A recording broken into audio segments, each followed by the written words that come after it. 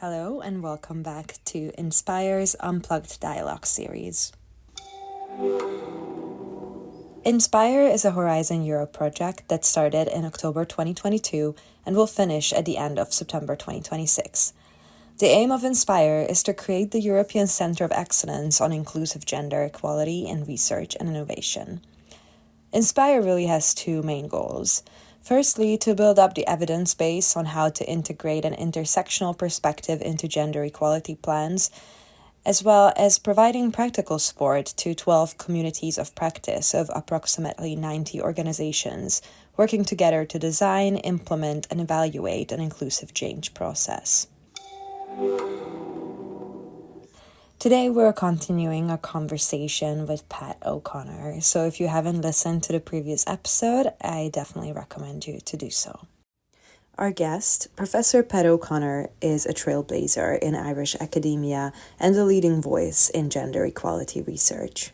Professor Emeritus of Sociology and Social Policy at the University of Limerick and visiting professor at University College Dublin's Geary Institute, Pat has spent decades examining the dynamics of power, gender, and leadership in higher education. With over 120 publications, she brings a wealth of insight into how institutions can better support equity and inclusion. Pat was the first woman to be appointed as a full professor and faculty dean at the University of Limerick and has played a pivotal role in national and international initiatives aimed at promoting gender equality. Her latest book, A Proper Woman, One Woman's Story of Success and Failure in Academia, offers a candid and compelling look at her personal and professional journey. I'm excited to welcome back Pat to this conversation.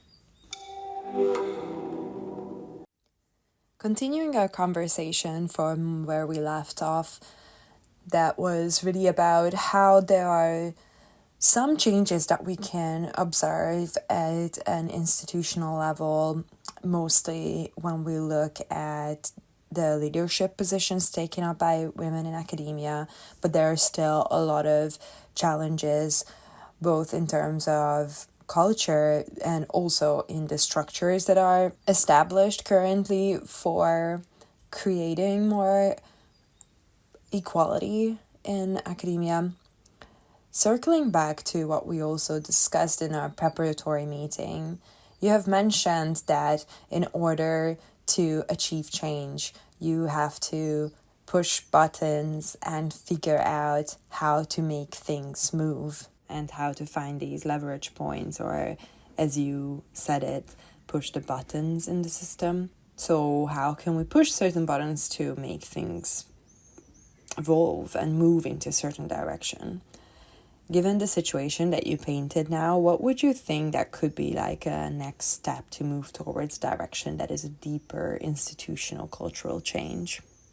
Well, I suppose in terms of thinking about it, I first have to think what made things move in the first place, you know what I mean? And then you could think what might make things move now. And I suppose because it is one of the things that I realized, I suppose, even from the 90s, is that at that time in the institution I was, power was centralized. And power has become even more centralized since then in most higher education institutions. And the institution I was in at that time, the University of Limerick, was unusually centralized in the 90s.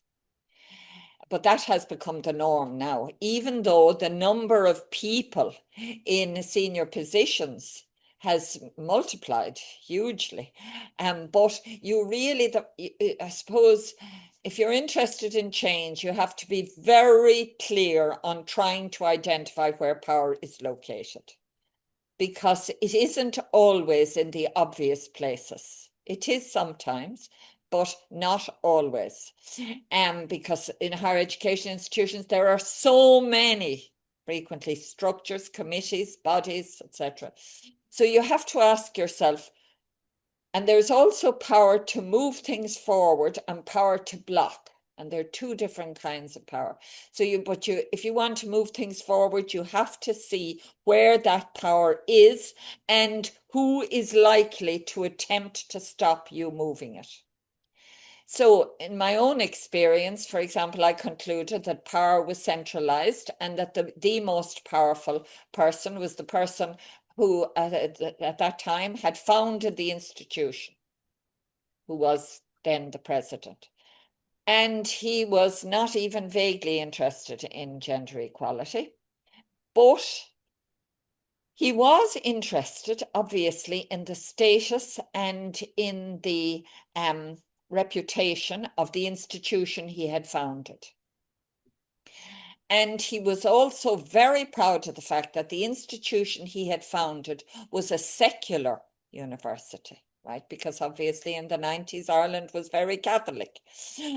And so all it required was basically pressing the button that the position of women in his institution was exactly the same as it was in the university which was dedicated to the production of Catholic priests. That to him was. So, I mean, once that was pointed out, I got a little note asking me to identify what could be done within the law to improve the position of women in his university.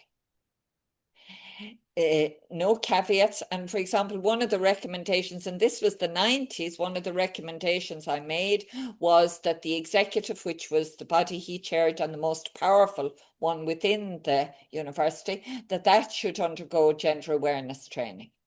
Now, of course, it was unthinkable that I would give that training. So naturally, they hired an external man to do it. But that was not repeated in that university for 25 years. Executive. It couldn't be called training, of course, but work basically work with the executive in terms of identifying what could be done within the law. The next president power was still centralized, very centralized, and the next president was from the north of Ireland. Now, in the north of Ireland, anybody from there would know that there's a sectarian issue. Catholics and Protestants, of course, it's not that simple, Unionists versus Republicans, but certainly people from the north, they understand sectarianism. They understand, like you meet anyone from the north and they'll start to ask, even yet, like what school did you go to, and what university and what your name is, and and really it's a way of sussing out which side you're on. So all in his case, the button to press in his case was basically making an analogy between gender and sectarianism. The definition of other, who was in, who was out. As soon as he saw that gender inequality was another variation of sectarianism, the penny dropped. For other people, class is the issue. They've often come from working class backgrounds. They understand class and class discrimination. And so in a way, helping them to see class discrimination is simply another version of discrimination, misogyny, call it what you will, right? So in a way, so that's important, getting to people the person who has power. In a small society, often that person, it requires a bit of work. It also requires work if you're in an organization to identify who's going to, who's going to block and ensure that you don't get to the person in power. You also have to get to the person in power in a way which costs them no time, because obviously mostly people who want change are way down the food chain. And so it is, I suppose we have seen in graphic detail how a single person, whether you think Trump or Netanyahu, can cause a huge amount of hassle, change, destruction. But of course, they're not the only person. Okay, so actually also trying to ensure that things are put in place. Personally, I'm a believer in quotas. I'm a believer in targets if quotas is not an acceptable language, on the grounds that targets, it's like saying, you step outside your house, you want to go somewhere. You're not going to get very far if you don't know whether you want to go to Cork or Dublin or Galway. You have to know where you want to go. And interestingly, like Trinity, the president there, the rector there, had no problem, he said, with the idea of targets. He said it's what universities do. We have targets. And they, in terms of the professoriate, they're nearest the 40%, which was the target to be achieved by 2024. They're at 38%. So I think targets, if people have no time for wasting energy arguing, well, should we or should we not have quotas, I suppose that reflects recognition that the construction of excellence is gendered, etc. A bigger argument about meritocracy. But basically, you need clear statements. You also need some sort of, shall I say, encouragement, stroke carrots and sticks. So, for example, the Higher Education Authority, in principle, in Ireland, can sanction universities, can cut their funding if they didn't change the proportion of women in senior positions. Now that concentrated minds. They've never done it, but there was that possibility. I totally agree that I think people in power have to be aware and have to be in a position to push for these then more structural changes, with what you mentioned, like quotas or targets or certain guidelines for applications, etc. But I'm also wondering, what can the average colleague do on the work floor to achieve these changes, and to change these cultures? Of course, you also need from the ground, there needs to be people who are working in the system, who see this as an issue and who are willing to basically keep pushing it. Now, I suppose I do think that the younger crowd, right? There is a huge awareness of precarity, for example, and certainly there is an awareness of gender-based violence, and harassment. And in a way, that's not surprising because young people are the ones who are most likely to experience, the evidence says, gender-based violence and harassment.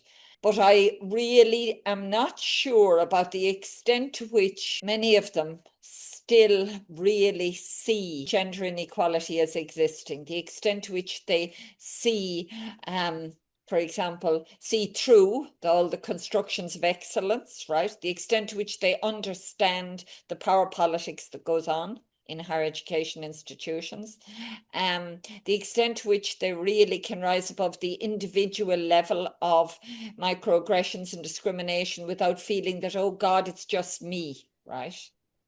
It isn't, but in a way, like actually people have to share stories. I suppose that's why, like in writing a memoir, I talk about failures, because in a way, mostly people, it's all wonderful. Well, there's hardly anything wonderful happens without a few failures along the way. And so in a way, I suppose actually seeing, that it is still an issue, is difficult. Of course, the fact that so many are on precarious contracts for so long, like when you're on a precarious contract, your first priority is survival. It's not success, and it certainly is constraining in terms of rocking the boat. There are a whole load of things you can't say because you realize that if you do say them, you're out the door pretty quick. And that doesn't, I suppose I am a believer in staying in the system to try and change it, right? I don't see, and also I suppose I have a pragmatic outlook in that I think there's no shame in earning a living, and education is too important for all the people who have, ideas and who are critical to just abandon ship. I don't think that's a very good idea. So, persistence and a sense of humor are obviously essential, but it is worrying and difficult. And I mean, in a way, I'm no one to talk because I didn't wake up until I was in my 40s. But I just wish that, because I wish that often it's only when people, something happens, and they begin to question. And so for some people, that's having a child. For others, it's, wanting to go remote working or whatever, or not getting a grant or not getting a promotion or not getting an appointment. But it is, I suppose, I think becoming aware of power is really important for women. And for so many women, power is a dirty word. And I just think power, it's just a way of getting things done, with less hassle than if you're banging your head off a wall that's not yielding. So, but there does need, I mean, in a way, you also do need to be lucky in that the coincidence of the societal, the organizational, and the within the organizational at senior and grassroots level all need to come together. But change is possible. I think one thing is change is possible is probably the most optimistic, and the less optimistic is Athena Swan is not working. It's not driving change. And so it either, and I'm coming from a position where I want change, right? I'm not coming from a position like Trump where I just want to cut all DEIs, but that it has become institutionalized, paralyzed. Many of the people who are meant to be driving this are either on contract themselves, or they have nowhere to go after they step down as VP, vice president, vice director. So in a way, they're again unable to be radical because they're not structurally secure. And many of the people who are actually doing the work are, in some cases, I've seen institutions where they're actually people on a tenure track, which is completely inappropriate, or they're hired to do the application, and then once the application is sent in, they're let go. So in a way, they have no incentive to be radical because they're trying to please or they're walking out the door. So in a way, that's so I suppose I'm critical of that, and that is the flavor of the month here as the way of moving forward. Thank you so much, Pat, for this inspiring talk. And we talked about it briefly before, but you have recently published a book. And so I was wondering if there's anything you would like to share about this work. Again, like it's an attempt to stir shit.